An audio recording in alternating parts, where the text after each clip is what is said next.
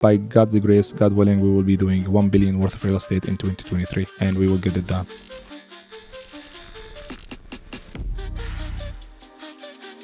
Hello, everyone, and welcome to the Property Hustler Show, where we interview all kinds of real estate investors and real estate entrepreneurs. And today, Ping and I are joined by Ibrahim Hussein, who is a visionary. He is a realtor, and he is also a servant leader in his business from Affinity Real Estate. Ibrahim, it's really great to have you on the show. It's an honor to have you, my guys. Thank you for being here. I look forward to chat with you. Thank you. Yeah, Affinity Real Estate, you've done a really great job building this company up with your team. You know, you guys were former number one team for Keller Williams, and currently in Canada, you're also EXP number one, right? That's correct. Those are huge accomplishments. I'm sure you're going to have a lot to share in this interview. Thank you. I appreciate it. I look forward to chatting with you guys. Yeah, ask me any question. Would love to answer all of them. This year, because I know there was a lot of changes, right? Yeah. Can we quickly talk about why you made those pivot points? One of the questions that I really don't know I know how to answer it, but I don't know how to answer it the way that people want me to answer it. Don't worry about the people. It's the whole idea of how is the market? How are you guys doing? The reason why they're asking the question is their sales are down by 30%. Production is down, they're not going to hit their goals. Market is slow. Buyers are not moving.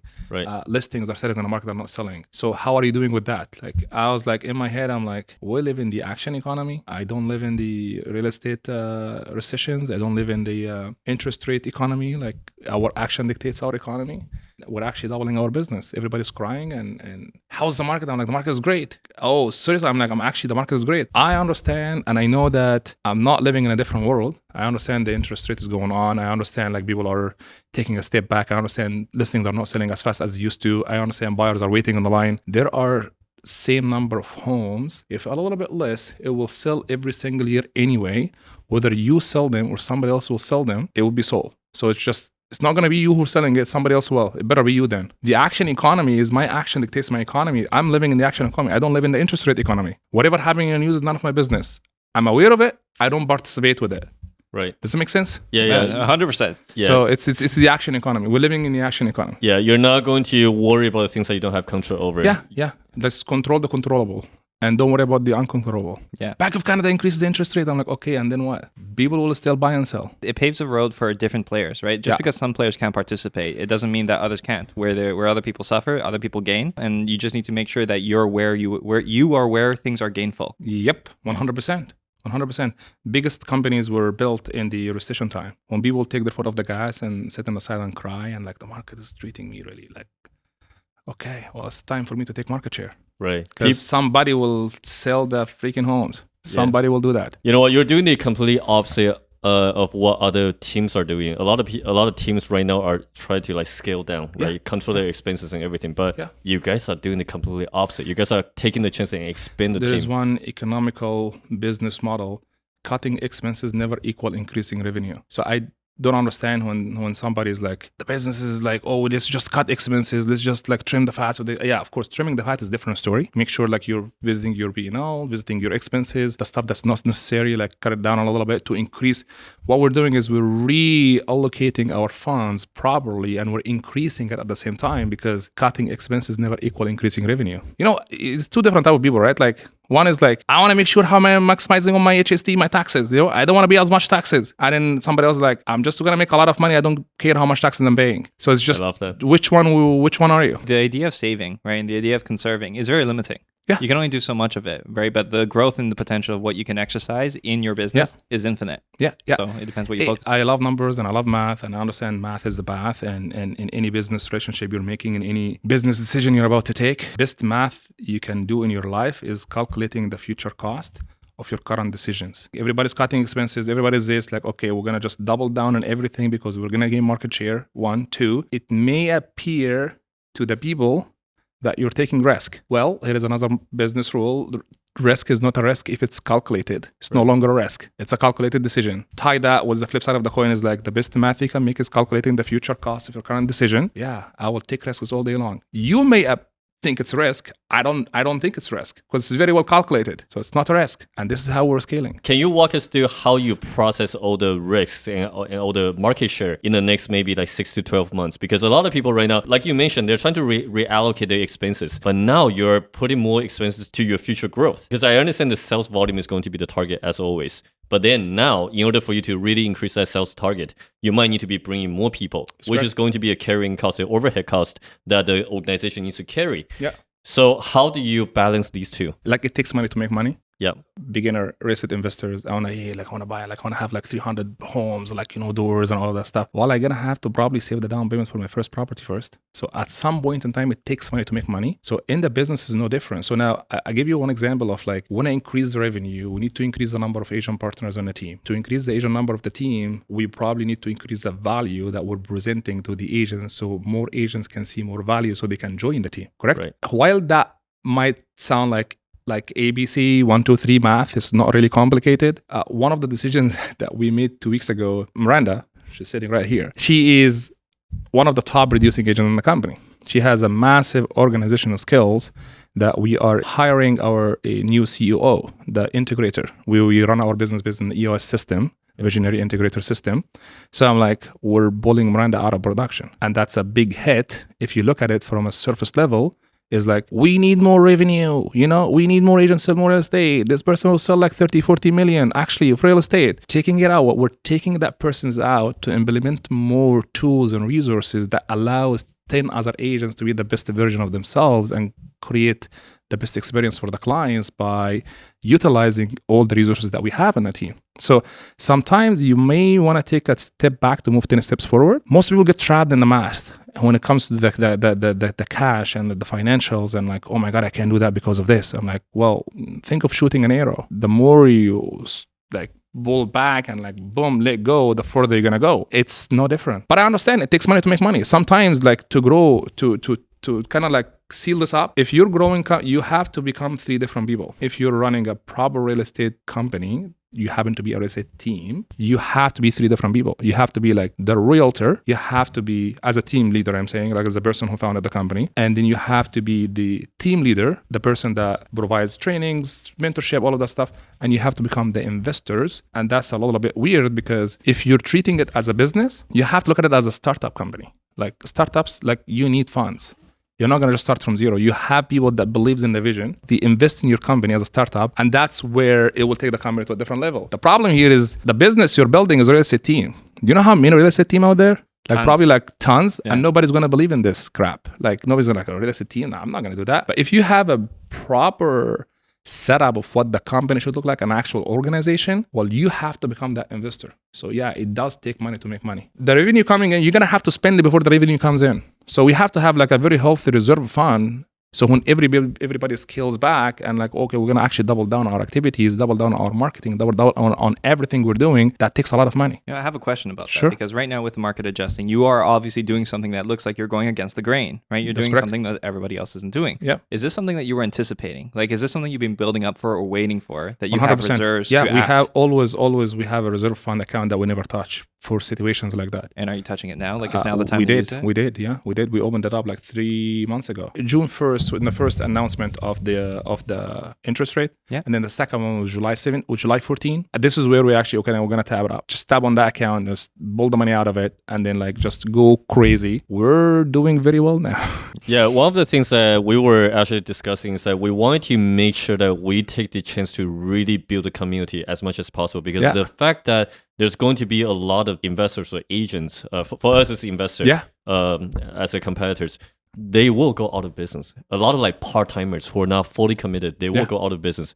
And their clients still need to buy or transact the real estate. Yeah. And we want to be there with them. So building a community, in our opinion, is actually huge during the time like this. I love what you guys are doing. I was just I went to the bathroom in the back door, and then I'm looking back, I'm holy crap, this is proper setup here. There is good area for events, area for property management. That's good for you guys. There has to be a balance of the business, and but you are nailing on the head with what you're doing, and that's why it's very when we look at what you are doing, it is you can tell something's right, especially when it's different from what everybody else is doing and is obviously yielding certain success. Because when everybody else is shrinking, it's the same thing in the investment market. When everybody else is failing to buy, this might be where you can see opportunity, and that's exactly what you're doing. Yeah. So I have a question because you have how many agents do you have in your team? We're 48 today. 48. 48. We're 62 people in the agents and then the staff and supporting team. Yeah, 62. One thing that always baffles me in terms of managing that many agents is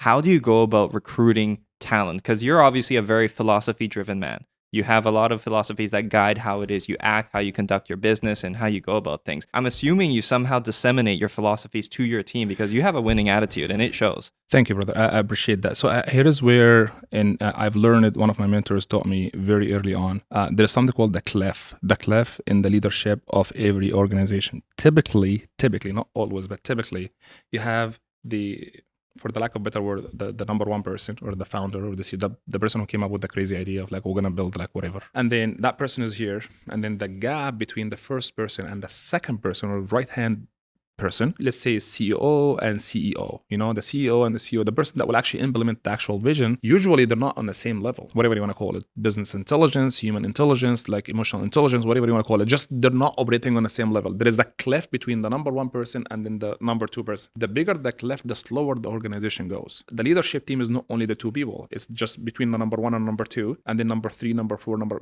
people based on like the depth of the involvement of the decision-making process in any organization, like whoever makes the decision. So you have like group of 5 people making the decision for the company, the number one and the number two, there is a big gap on how they're thinking. What we did from day one, we have to make sure we're like shrinking and closing that gap, making the cliff as small as possible to the point is like almost here. In fact, it's actually like here. We have people are a lot more smarter than me, as a matter of fact. And I have a peace of mind with that. And I'm like, good, they're smarter than me. God has given them more talent. I'm good with that. And that's where the organization makes like very well calculated decisions quickly. And when people, the outsiders come inside and hey guys, I want to spend a day with you or whatever, they're more impressed with the people with me than they're impressed with myself, because they're like, holy shit, it's not just you here, it's like everybody's on the same level, if not smarter than you. That's to answer your question, because this is what will give the actual sense of community. And it's a lot of people. 62 people is a lot of people, so I'm not managing all of them myself. There's no way. One of our coaches actually told us he asked us one question. He's just like, are you guys trying to build a hero, or you guys are trying to build an army? In your case, it's you're building an army, like really strong army. Like you don't want anybody to be, or you don't want yourself to be that one person who's like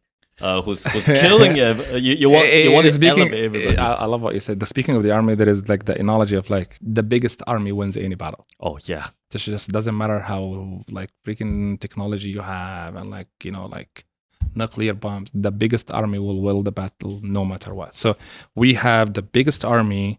Not only this, but we have all the technologies and all the fluff, like all the like nice fancy stuff, and like it's there, but also the biggest army at the same time. So, and then to manage that biggest army comes down from the leadership. We don't lead from top down, we lead from the bottom up. Every single person in the company is as important as the people that's built at the company. Yeah, sounds more like if this is an army, this is like an army of specialists. This one guy was talking about how if you can build a team where when people see the team, it's hard to tell who the boss or who the leader is because they're all so good. It's very hard to tell who the actual real deal is, because there is a lot of people who are real deal. One thing that I gotta say, that when we're searching you in the very beginning, I'm talking about like a year ago, a couple of years ago, when we're searching Affinity real estate, we see that everybody's business partner, and we love that kind of image where it's not just one person, because there's a lot of team out there, they only promote the team leader, but in your organization, everybody's a business partner and it's being treated as a business partner, and that's why people have that will be able to share that kind of vision and drive together, because it's just the simple reality behind it. As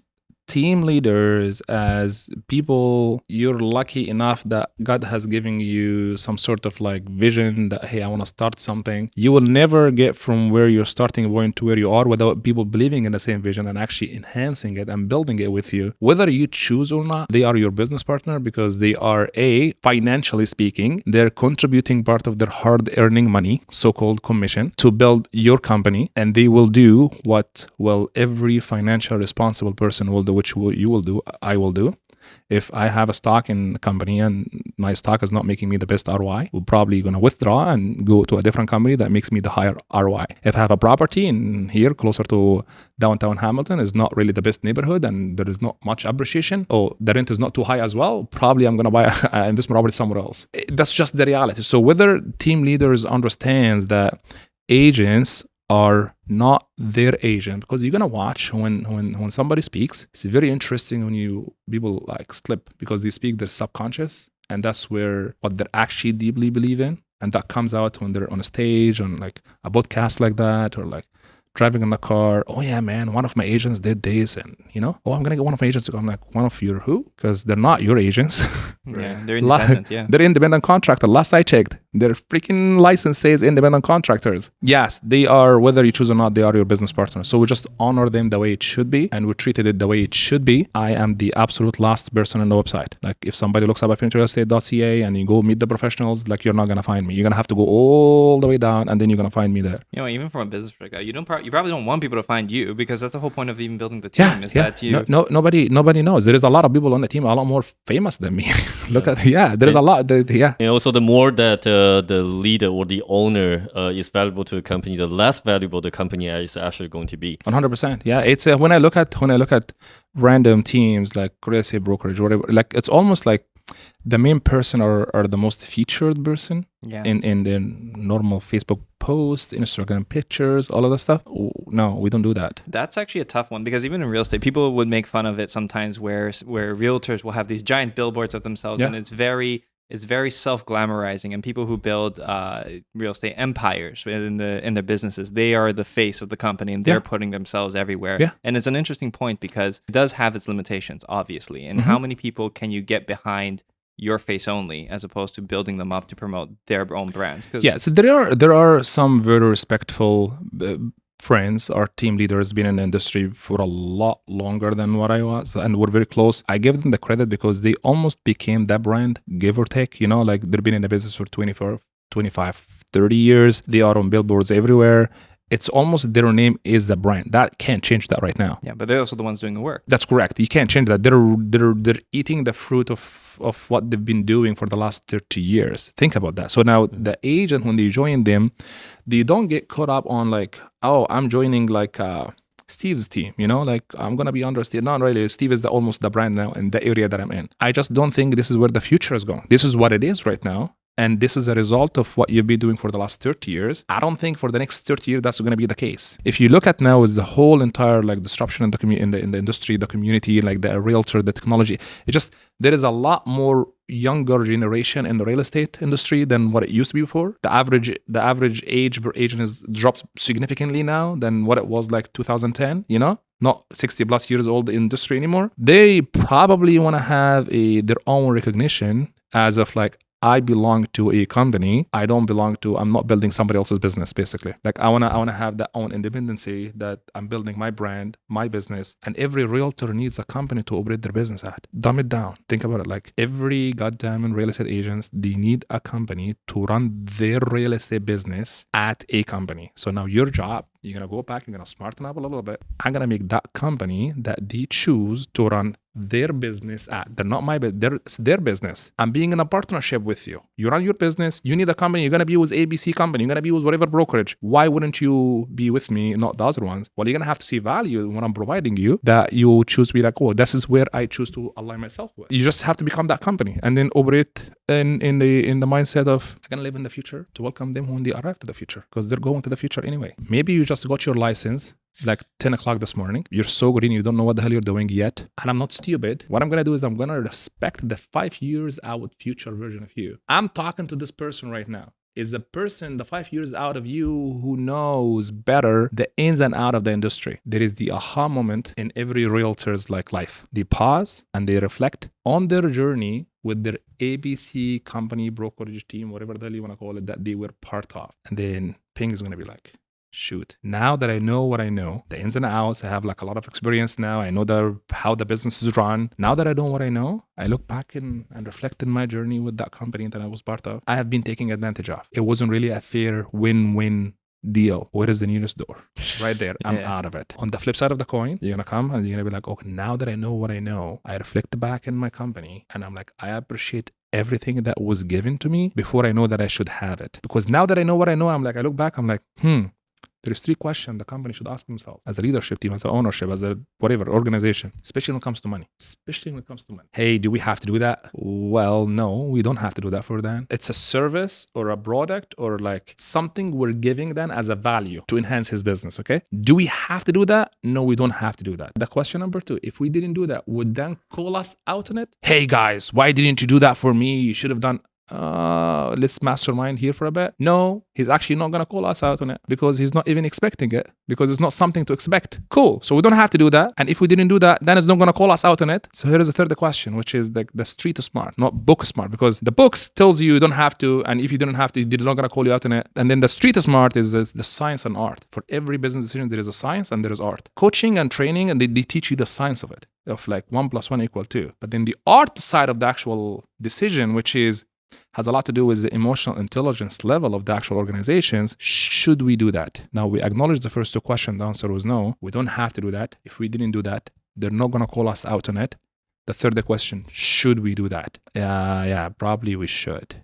Because 5 years later, when he had that moment of realization, they're going to look back and reflect on like, hey, man, they did this and this and this and this for me. They didn't have to do that. And if they didn't, I wouldn't have called them out on it. Yet, they did it. Now that I know what I know, I appreciate everything that was given to me. What do you think was going to end up happening? The loyalty is life. They never leave. That's some culture. That builds They culture. never leave. You emphasize a lot of things about people first, right? Yeah. Especially like your business partner, like your, I don't want to call that your agents, Yeah, but yeah. the agents that's partnered up with you. And you also emphasize the servant leader a lot 100%. on your social media, Yeah. which we love that a lot, because in a way, it doesn't matter how it's built up in the organization. People who are above needs to be watching or look out for the people that are actually doing the work out on the field. In a way, we are always going to be providing service to the people that are actually doing the groundwork. Yeah. So when did you form that idea? It started with my father. He's the way he was in the community and how he's like. I was 14 years of age when my father passed away. Don't really understand exactly what is going on the leadership and the culture and what the impact he had in people's life, but I understand he passed away. Like I get that part, you know. So going into the funeral, he asked it to be buried in a city or a town that's 3 hours away from what we were living, which is what he was born at, you know. So the company that he was working at, they arranged buses to literally buses to transfer all his co-workers, employees of the companies to attend the funeral, to the point that all the friends, relatives, like people, neighbors, it was a freaking protest. Like, you know how the protest looked like? The town was shut down. Literally was shut down by thousands of people walking in this funeral. And me, I wish if there was more of video, you can the 15 seconds video, 20-second video, he captured that moment, but it's printed in my head. I was like, okay, I know my father very well. The point I'm trying to make here is that if you're running a business right now, if you're running an organization, if you're running a team, whatever business you're running, if you were to pass away tomorrow, would every single person that has done business with you, they will come in and walk in your funeral? Okay, this is a little bit deeper question here. For sure, yeah. So who do you want to be in the future? If they live in the same city, probably they won't even show up. If they live in a different city, if they way too far, would they fly? Would they drive? Would they take a buses? Would they take a transportation? Would they come attend the funeral? You know who they will? Your immediate family, the people that you had the most impact on, right? So that was the changing moment in my life. It's why did he have thousands of people walking in his funeral? And I'm like, man, I want to get my daughter to look to see that if I were to pass away. I want her to see the same thing, because now I happen to be in real estate. I happen to run a very successful real estate business. The impact I'm going to make in my people in a way that if I ever were to pass away, they will walk in my funeral. That is my biggest worry. If anything were to happen, they will end up walking my funeral. And that's my goal. And they will not, or they will, according to the impact you had in their life. It's not a rocket science. It's just a black and white, but it takes a lot of work though. That's where I kind of formed this idea. Is make sure you make an impact. And when you say impact, we can just fluff it up or actually do it. Think about that, right? Oh my God, I'm impacting people in my life. I'm good for you. Yeah, okay. How can we test that? There is no more deeper test than when you die, would they walk in your funeral or not? Yeah, there is meaningful impact, and there's that's correct. For them to walk in your funeral, bro, you're going to have to do some serious stuff in their life that will make them do that. Otherwise, they won't. What would you qualify as some of the things that you believe have the most meaning when you're building this culture, when you're building this team of people in your organization? We have an agreement system. Nobody joins without the approval of everybody. Sorry. Nobody. Wow. What? Nobody joins without the approval of everybody else. If for some reason one of the team members or one of the people, they will not get along with somebody, and your person that might come to the team, that person will not join the team. I don't give a crap if you're selling 100 million a year, you're not joining. Well, that really makes people's voice matter. 100%. And then we take it one step further. When we sit and talk, and I'm like, hey, have you talked to any other teams? Oh yeah, I talked to 3, 4, or I didn't. I know you guys very well. I'm a tech savvy. I'm newer to the real estate industry, but I'm not new to the actual business world. And I choose to work with you guys, right? I'm like, cool. Here's what I need you to do. I need you to go and interview 6 other teams, of minimum of 6 other teams, and then let me know how it goes after. You're somebody's interested in getting in business with us. Really appreciate that. I don't take this opportunity for granted. It means a lot that you actually put trust in us. It means a lot. We sit and talk.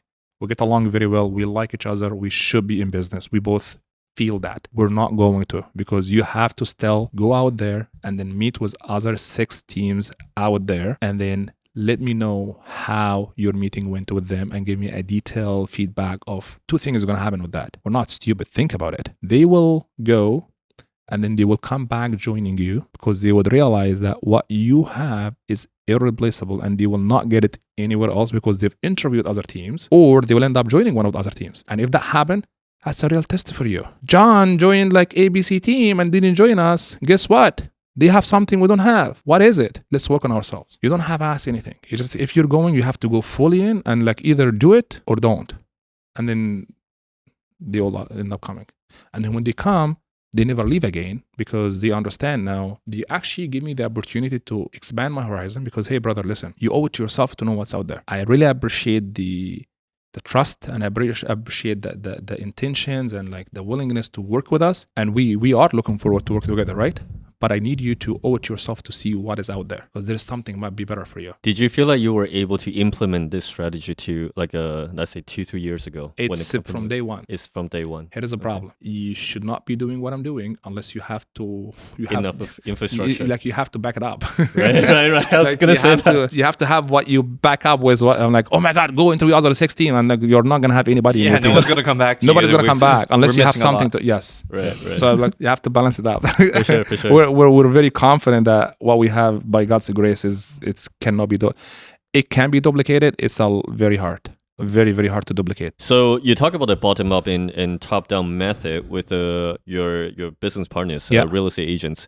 Do you also implement the exact same management style in your organization? As a business owner, we all try to do everything from bottom up. Like we try to build our team. As our skill sets start developing, we started bringing more and more people to replace things that we're not good at. And that's sort of like a bottom-up management style. Whereas right now, we are start looking into hiring more like a management people or someone that's a little bit more talent who can actually structure things and really build a team for the organization. Did that change, or are you still using this bottom-up type of strategy for it? It doesn't change.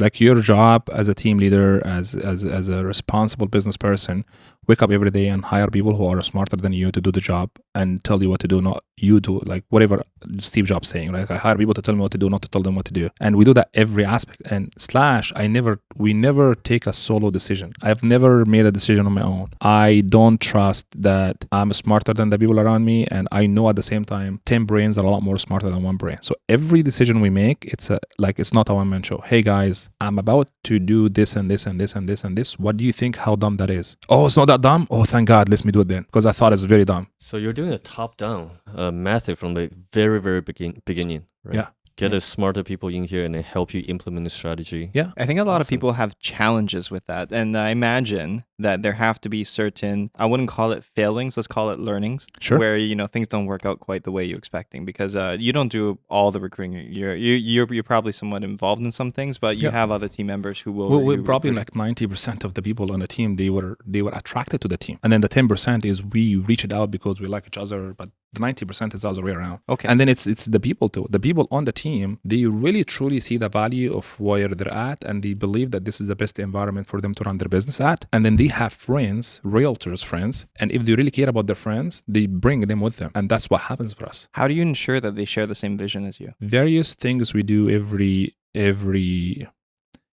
I know the shoe size of every single person on the team. Literally. Like literally. I know the shoe size of every single person on the team. Why is that? Because it's part of the love languages. Like everybody on a team, okay, This is a little bit different than what you think real estate teams runs, okay? So we're talking about love languages. Yeah. So when a person comes in, I know their names, their kids' names, their kids' birthdays, their spouses if they're married, their significant other if they have significant other.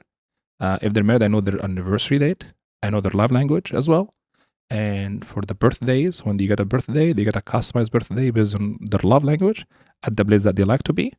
And whatever that might be, I'm a shoe addict. I love shoes. I know every single person's shoe size because I'd like to give them shoes myself for their birthdays. Yeah, nobody's going to give you this anywhere else. If you're married, if your daughter, your spouse, whatever, somebody in your family member receives a gift on their birthday, customized, tailored to them, what do you think that will make them feel about the place that you work at? Because I can assure you, it doesn't matter where the hell you work, no other place will do that to your family member. So now your family member will be brag about the place that you're working at. And if you ever had like a low day, like not feeling good, they will motivate the shit out of you to go work as hard because you're at the best place to work at, because you're not going to find that place anywhere else. It's very well calculated in the back end. That is my answer to your question of how can you ensure everybody shares the same values, because it's very well put together. So Ibrahim, that's obviously a very, very personal approach, and I don't believe a lot of teams out there will be willing to do that, because most business, they want to allocate as much funds into their marketing, into their sales funnel. And in this case, in your case, you're trying to allocate some capital towards the team culture, making sure that people actually feel like they belong to the team. You know, here is an interesting stat for you. Based on NADA, which is a National Department of Automobile, OREA for real estate, they have a stat. The average cost of advertisement per a mass production vehicles is $730, and then the average cost of advertising for a luxury vehicle is $630. Include that with the dealership advertising, it takes on an average by the vehicle is $1,000 per vehicle. Advertising by every single manufacturer, they spend $1,000 per vehicle on an average to sell that vehicle. Okay, do you know how much Tesla spends? Zero. They use the same money, they better product their services, they better pay their people, and they are Tesla right now. That's exactly what we're doing. And I didn't know that Tesla does that. I'm not saying that we're too smart, but it's a belief that when you heard it, I came across that about 7 months ago when I heard Elon Musk talk about that. I'm like, thank God I'm not stupid. You know, thank God I'm not stupid, because whatever we're doing, not everybody will do that. So basically, if you want to play basketball, right? We have a basketball team in Kitchener-Waterloo. You have a basketball team in Hamilton, like the little leagues, right? But to play in Toronto Raptors, it's the same freaking game, same size ball, same rules, everything is the same, but the players are different, right? So if you want to have a rock star player, like a top NBA, guess what? They get paid specific salaries because they're rock star players. Otherwise, they're not going to play in your Hamilton team or Kitchener-Waterloo team. They're playing in Toronto for a reason. To have smarter people than you and then not having the cliff, you're going to pay people what they're worth. Feels like there's gambles there sometimes, because a lot of people, recognizing talent, I feel like is a significant skill that not a lot of people have. Yeah. And getting people, and there's a lot of people who come and they say, well, I need to get paid X amount. And people teach that you have to command that kind of salary in order to get those kind of jobs, right? Yeah. But some people come into those positions, they just don't perform, right? And then, bro, if you've seen the job posting for our sales manager, it's scary. Okay, it's scary. It's scary, bro. Like it scares people away. 100%. I have written it myself for a reason, because it, like, literally, if you know, like it was a very harsh, like, tough, hot sauce language in the job posting that if you read it, you're gonna scare away, you're gonna close the job posting, and that's good because I don't need you. The one that will go through is what we need. People who are serious. We don't do fluff. Right.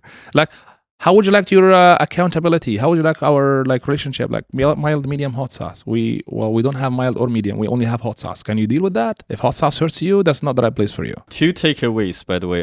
One is that you always make sure you take care of people.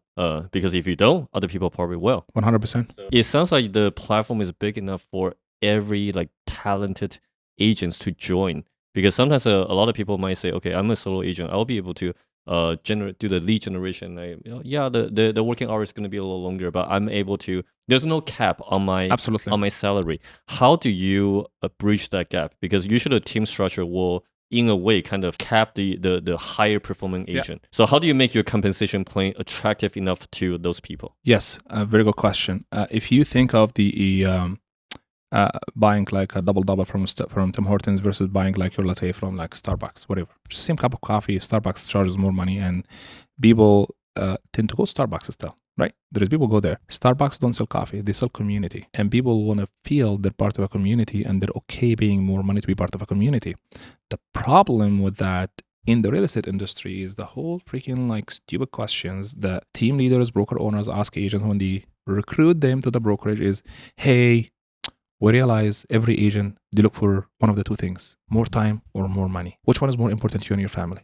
99 freaking percent of the human being will say like more time for my family. Of course, more time for my family. Why do I have to pay more money to get more time? I understand the concept of economic. Like, can I just have both? We have a business rule. Everything we do is in addition to, not instead of. Everything we do is in addition to, not instead of. Meaning, how can I have the absolute highest ROI on my investment, which in that case, I need to look at the team as this way. You're hiring us to run your business. You're not a part of a team, because we actually don't like to call ourselves a team because it puts us in a bracket with other teams that they're not really good like picture or image for what the actual culture look like. Rather, with a platform, individual agents can work on an Affinity real estate platform, aka team, that the contribution, so-called commission split that they're paying to the company is nothing comparing to the value they're getting. Is almost 10-to-1 ratio. It's almost like I'm stupid to not be there because whatever I'm getting is 10 times more than what I'm paying, literally. And then, we also know math. So I have a very nice fancy spreadsheet. Breaks down, if you were on your own to run your business, the study shows it costs the agent about 32% in North America to run their own business if they're a solo agent on an average. You have people that spend a lot more than 32% to run their business, and you have people that are a little bit cheap or conservative, I'll say, and it costs them less than that. Cool. Being with us is not going to cost you anything more than, we're not cheap. By far, we're not cheap. But being with us is not going to cost you more than what it's going to cost you being on your own. But you're going to get 10 times the result. You cannot afford having it on your own. How does that sound? It's a black and white math. A half brain can do the math. And you guess you also filter out the people who can't get behind that. And then the people who don't get behind that, they're not really big thinkers. We don't need. And here's the thing. My opinion: the consumers deserve options. They need options. Like the market needs solo agents. The market needs big teams. But we all know you have no freaking chance to get that listing. If one of our team member went to that listing appointment, you're not gonna get it. Just period. End of discussion. I can assure you that from now. Right. Because whatever we're going to offer the sellers, you cannot afford it. It's probably 10-to-21 ratio. Like you can't. Just there's no way for you to can do it. For any, let's say, talented team that wanted to join Affinity, what kind of onboarding process or training that you guys will provide? We have a full onboarding from A to Z on the brokerage side of things, which is whatever brokerage that we're part of, and then on the team side of things, how we run things. It's literally we took off 95% of the agents' work off of their plate so they can focus on only 5%. Actually, only focus on 5% of the work, which is making your phones, follow up with the clients, meet with the people, close transactions, and then don't worry about anything. Everything else is actually owned and in-house. We don't outsource anything. Like the videographers, team, staff, and then the staging company, the movers, the marketing teams, everything is in-house. We don't outsource anything. So now you're telling me that I'm a solo agent. I'm going to get 15 people working for me full time for the price of like peanuts of what's going to cost me to hire those people on my own. Yep. Problem here is somebody had to invest this money to begin with. So those people can see the value in why I would be there. Takes me back to the conversation in the beginning. You have to be three people. You have to be the realtor. You have to be the team leader. You have to be the investor, because the company has to be treated as a startup company. It has to have its own fund to run on its own. Too many hats. As you're talking, honestly, one of the things that happens is I know questions fill up, and there's so many things to talk about when it comes to this, because you also are bringing up a lot of good points. I'm particularly enamored by how you position your company culture and how you bring something that's more than just money. Right? It seems like there's plenty more than just money when it comes to people. Should ideally, I think successful companies often have people and a team behind it that work for something more than just money, right? It's kind of like what you mentioned with Tesla and some other organizations. It's like they're proud to work there and they can brag about it to their friends. It's kind of like what you said, the fact that you remember, that has nothing to do with really the financial expense. remembering somebody's shoe size, remembering personal things about him. That's a commodity that is not, there's more commodities than just money, right? Money's not the only commodity. Yep, So I think absolutely. you're leveraging this to build something very powerful. And when you're saying it like this, it's no surprise that people are really driving your company forward. Yeah, this is an organization that's very value driven. It's not price driven. It's a value driven. Like you're providing so much more that people would feel stupid not to take it. Also, right? And but this person has to be able to share the vision. One of the very common questions from agents who are thinking to join the team usually is the distribution of the leads. Yep. Right. And I understand that Affinity Real Estate have a huge or strong lead generation system in place already. How do you make that a fair system for all the agents? So now, based on your personal goal, the team goal, the company goal is a combination of the personal goals combined, like everybody personal goals combined. Now, it's not going to be like, hey, we need you to sell like 30 homes today or this year. Like based on your personal situation, your life, you have a mother with 3 kids, like my goal is like 15 homes. My goal is 12 homes a year, 1 a month.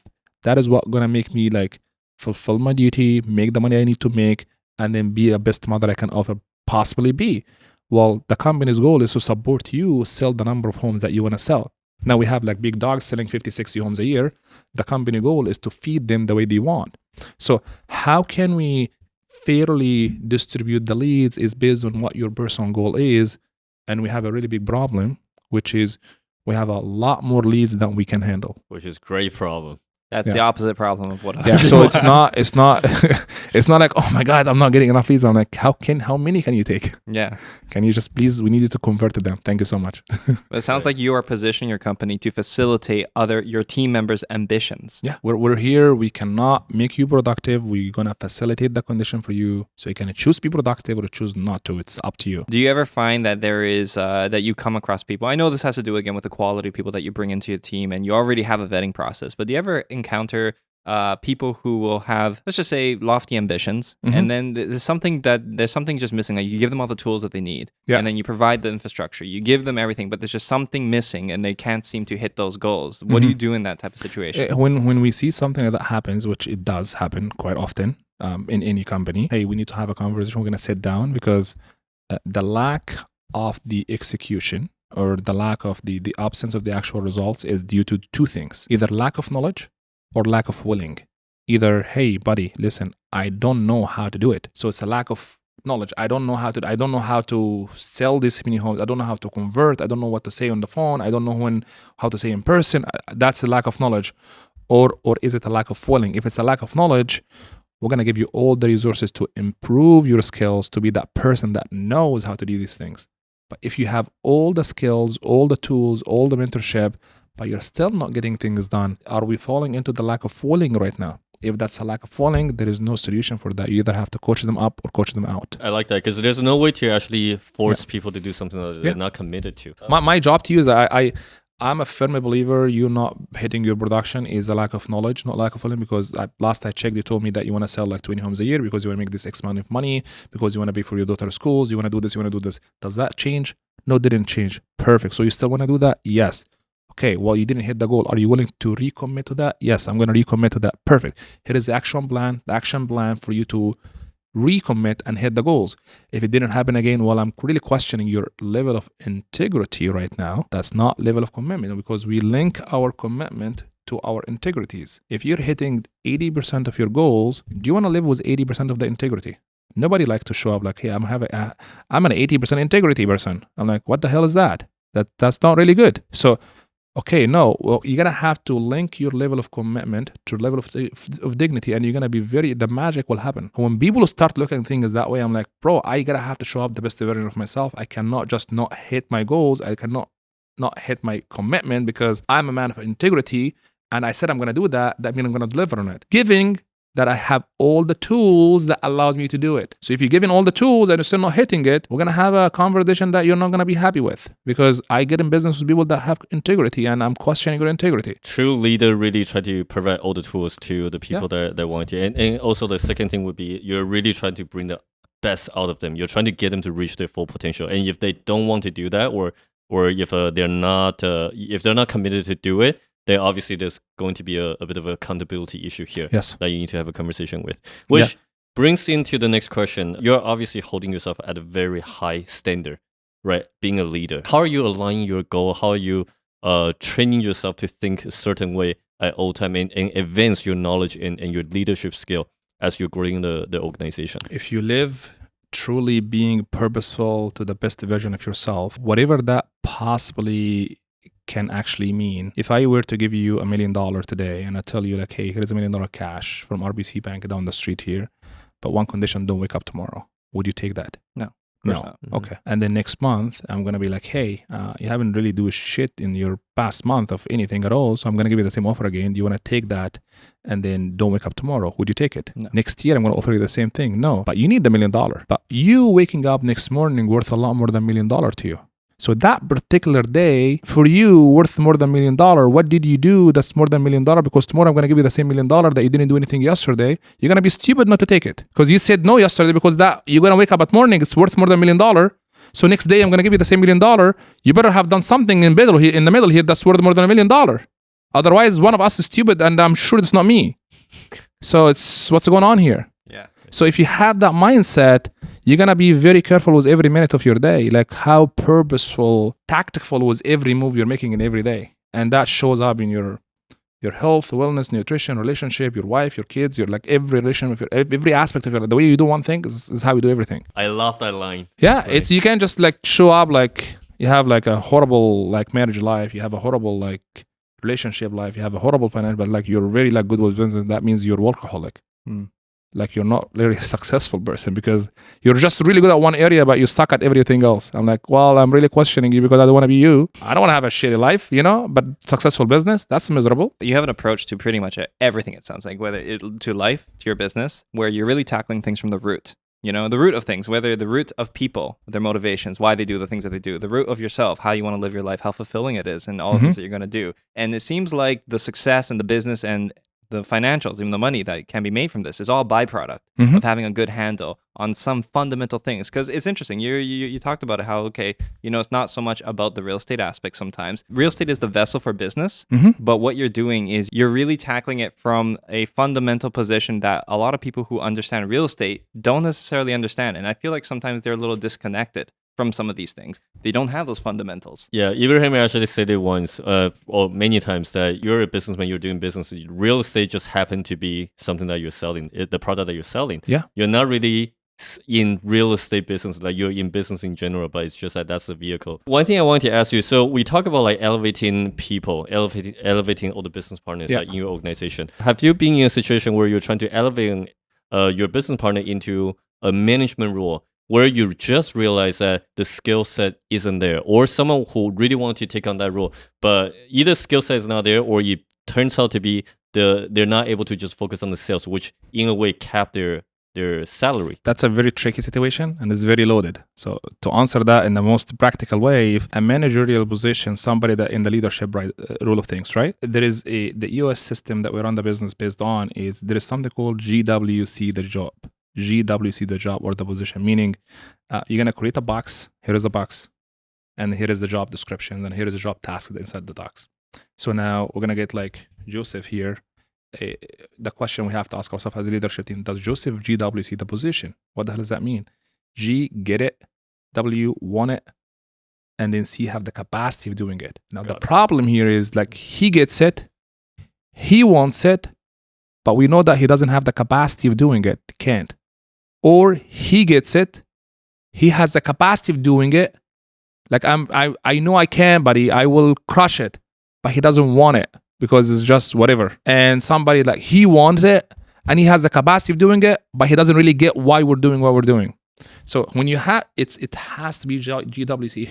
It's very hard to make a wrong hire when you run that way. It's very, very hard to make a wrong hire. So now what you have to do is what can actually happen is you hire the person to a certain level degree. After that, this person may be no longer GWC the position for where the organization is going. And that's a different conversation. When we hire the person who was GWCing the full position, he gets it, he wants it, or she gets it, she wants it, and they have the capacity of doing it. A year, 2, 3 years down the road, and then the companies will get much bigger. Well, that person doesn't have the capacity anymore. It doesn't mean it was the wrong hire. It was the right hire to a certain degree. After that, is no longer the right person. Does it make sense? Yes. Oh yeah, perfectly. Yeah. You know what? I think people who run businesses will experience that many times. And generally speaking, I think the way that you're framing that makes a lot of sense. I mean, because there's always a disconnect. You have to have all three in order for people to actually be positioned in there. Can we quickly talk about your decision on why you actually made a switch from a KW to EXP? It came to the point that when you have a ceiling above you, it limits your potential. And we're growing so fast, and we're growing much bigger. And I always look at I'm sitting here on a table, I'm bringing value, and then you're bringing value. I'm a firm believer for a simple way of doing business is the values should mirror and match one another. If it doesn't mirror and match, there's a crack somewhere. Make sense? So we came to the point that we're growing. The value I'm referring to right now here is how am I supposed to impact and give back to the people with me who has built the company, have built the company to where it is today. We had our own brokerage within Keller Williams. We had a goal that we would be number one team in the country, and we hit that. By God's grace, we were the fastest team to go from 0 to number one team in the country in a very 3 years and 2 months. Never happened in the history of Keller Williams Real Estate in Canada. A team just established 3 months and 3 years and 2 months, that team became number one team in the country. Just never happened before. And we owe this to God and the people that built it with us. It's very ironic when people call EXP the pyramid company, right? Where we were, in any franchise model, it's an actual pyramid system. So here is the international brand, and here is the actual brand, and here is the international ownership. Somebody owns, in that case, Canada. And then here is the regional ownership. Somebody owns Ontario. And here is the franchise system owner, which is somebody owns the city, Hamilton. And then here is the agent. So there is 5 systems for any franchise business. For me to go that direction, I will always be the number one. I will always be the person that owns the company, and the people around me, they're working under me. They will never be next to me. And I don't like that. We believe in a flat organization, not like a pyramid organization. It's a flat, everybody's equal, everybody have the same opportunity, the play field is leveled, everybody can grow as much as you want to grow. So EXP just made a simple, pure, black and white math for us that it provides us with the opportunity that everybody of my business partners, they can grow, they have a part ownership of the brokerage itself, not just me who owns it, because nobody owns EXP. Every single agent owns EXP. It's a shareholder, actual agent-owned company, not fluff, but that's the reality. And then those who don't like the brand are the regional owners and the broker owners of other brokerages, because the EXP is designed to get them out of business. It's designed to cut the middleman out. It's from the international brand directly to the agent, give the money back to the agent, and let the agent do the business the way they want to do it. Cut the middleman. What the middleman is not going to let that go because they're getting out of business. So, but if you really truly take out the brand and I'm going to judge the actual system where it took us 2.5 years. 2.5 years. Not because we're stupid to took us that much time to make a decision, but 2.5 years of investigation, analysis, comparison to come up with okay, it's stupid now to take more time to actually try to find the loophole, because there is no freaking loophole. It's a black and white. The moment you understand where the math and where the money is coming from, it's the same money that we would have paid to other brokerages, just went to the brokerage, the EXP, and EXP is thank you for growing the company. As an owner of the company, we're going to give you back half of that to build the business the way you want to be. Because in the reality is, I'm going to be in the business for 10 years. Just simple math. Let's say my span of being a realtor is 10 years. I'm going to sell 100 homes a year. That's 1,000 homes. And then I made whatever money of GCI. I'm going to sell the same 1,000 homes. I'm going to make the same GCI.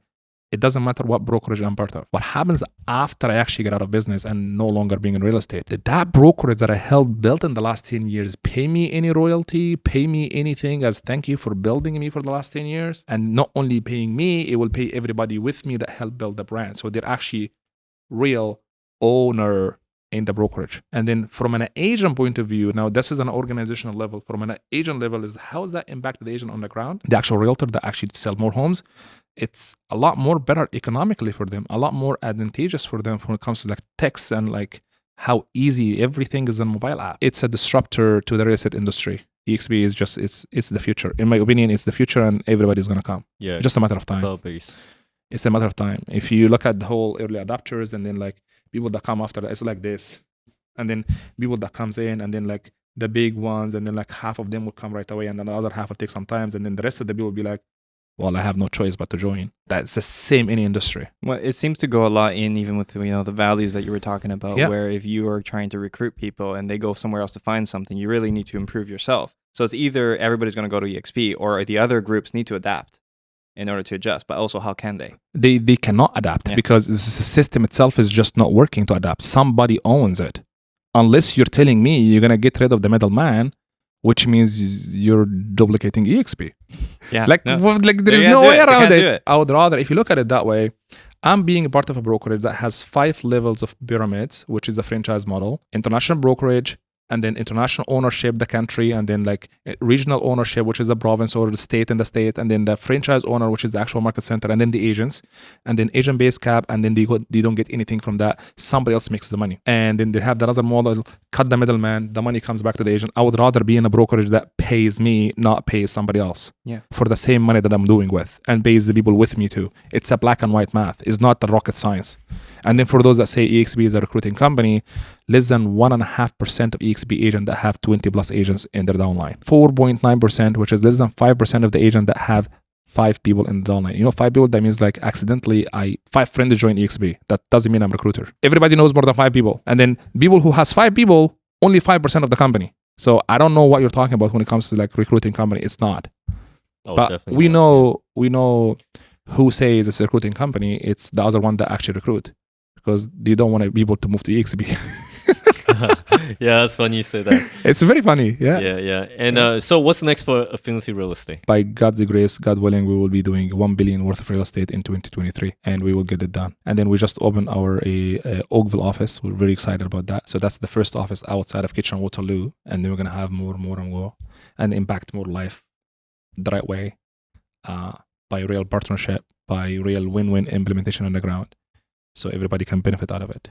Yep, that's the goal. When we're looking at it, you can honestly tell. Sometimes people say that they will do these numbers, and you look at the company and you wonder. But when I look at you and I look at your team, and even through your socials and everything, you can tell everybody's fired up, and it reflects in them. So you can kind of look at that and you think, okay, yeah, these guys will do it. If any team is going to do it, your team is going to do it. Thank you, brother. I appreciate that. No, you don't see a lot of team members showing up during the weekend or even like after 6:30. Sometimes, in some cases, like 8:30, 9:30. Last night was like 11 o'clock p.m. was like 30 people in the office on a Wednesday evening, Wednesday night. Yeah, it's like eating and having fun. It's not business anymore because business finishes at 8. So they hang out, like the community, right? Yeah. So they hang out, and I just happen to work with you. We're actually friends. That's even better. Like if we're friends and we work out, that's amazing. Work together, and it's good. It's better when it's more than just work. 100%. Yeah. Ibrahim, it's been really great talking to you, having you on Thank the you, show. brother. You have so much value to add. It's very insightful. It's a pleasure. Thank you for having me, and I'm grateful for that. Thank you. So if anybody is inspired by what you're saying, which I'm sure people will be, and they want to get in touch with you,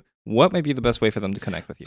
Just hit me up on Instagram DMs, Ibrahim Hussein, and Facebook Ibrahim Hussein, or just look up affinityrealestate.ca website. Hit me up on social media, email, company's website. You'll find me. It will be very easy to get a hold of me. I appreciate that. Perfect. I want to make sure to leave information about him here on the screen and in the description below.